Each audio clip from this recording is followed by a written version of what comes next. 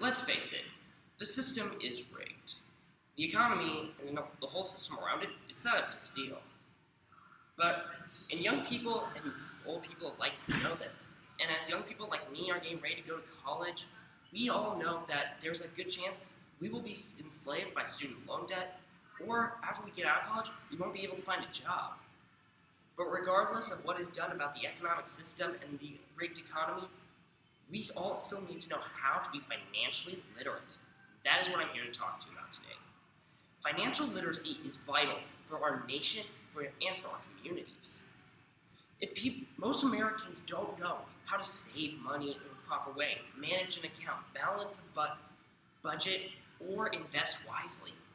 Financial literacy education would provide all of these skills that Americans need to know so they can become wealthier, so they can become more financially stable, and so they can save and prepare for the future.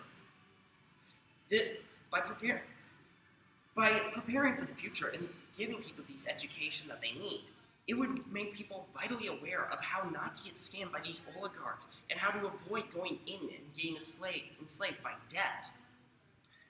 The United States has only a 5% savings rate. Meanwhile, countries like Sweden, Norway, China, even Botswana have savings rates of 30%, 40%, even 50%. These countries also provide financial literacy education programs in their respective systems. This is something that we could have here, and we would most likely see the same results, as it is fairly consistent in all of these countries. By teaching people how to save their money to accumulate wealth, to prepare for unexpected events which will always happen, and to prepare for future purchases and to pay for education and other expenses, people would become much more financially stable and enhance the overall financial stability of our nation. This would be a great step forward for our country and help us in the long run.